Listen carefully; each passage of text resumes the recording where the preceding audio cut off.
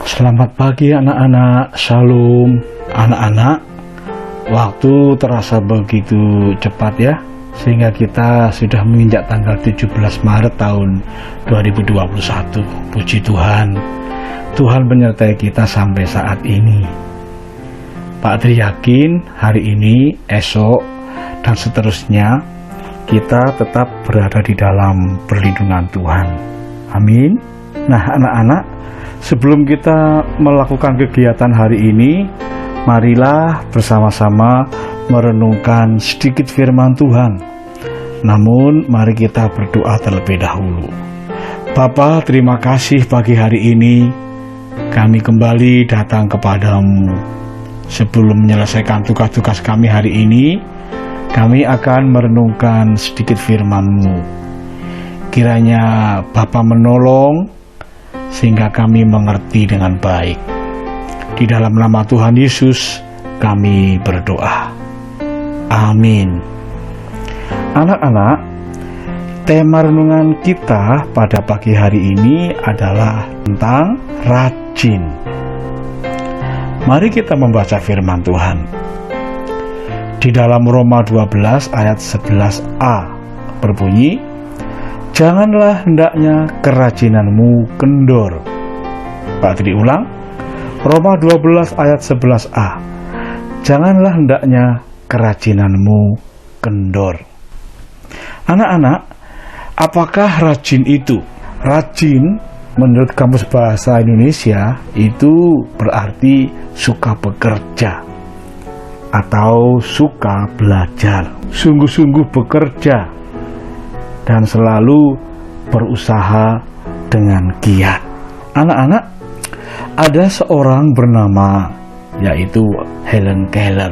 Helen Keller lahir tanggal 27 Juni 1880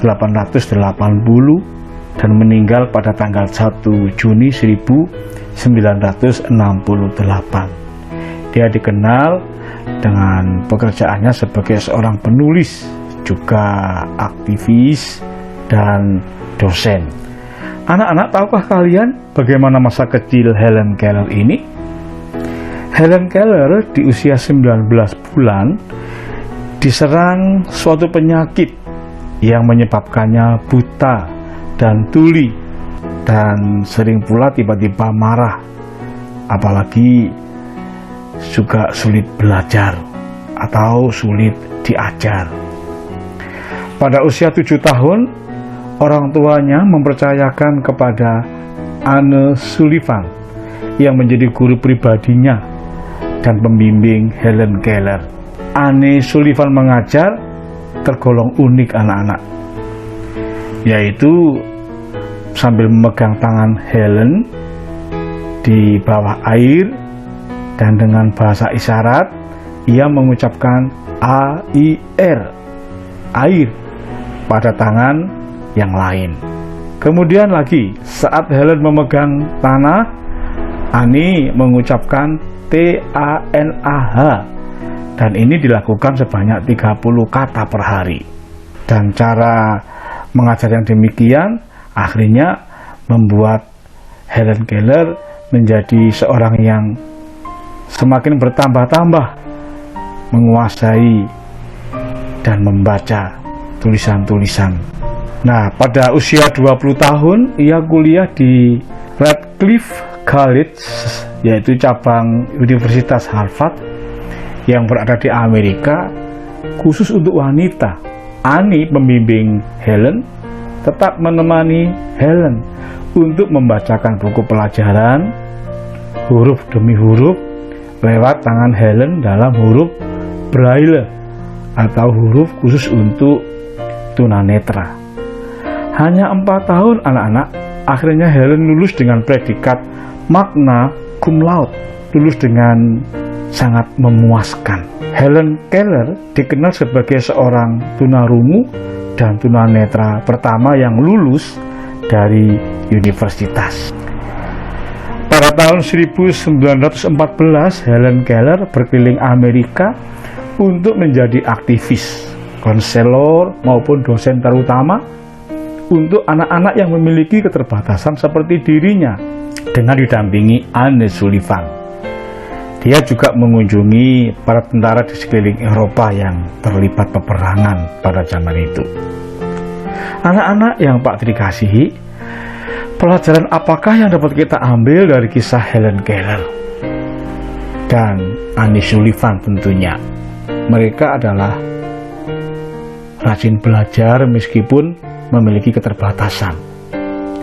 Mereka juga memiliki kemauan yang keras untuk mengatasi keterbatasan dan akhirnya mereka mampu menerobos keterbatasan yang mereka hadapi. Anak-anak, di dalam pengalaman kita di masa new normal ini, anak-anak belajar di rumah dengan bimbingan orang tua tentu banyak mengalami kesulitan atau hambatan-hambatan.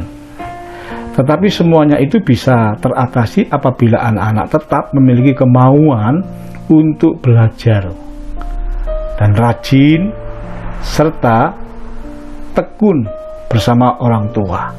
Milikilah sifat rajin, memiliki kemauan keras supaya anak-anak bisa menerobos segala macam keterbatasan dan masalah di dalam belajar ketika di rumah.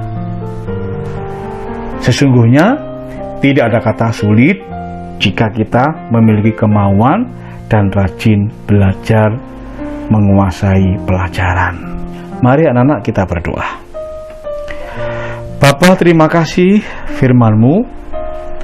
Tolonglah supaya kami tidak hanya menjadi pendengar saja, tetapi juga menjadi pelaku-pelaku firman-Mu.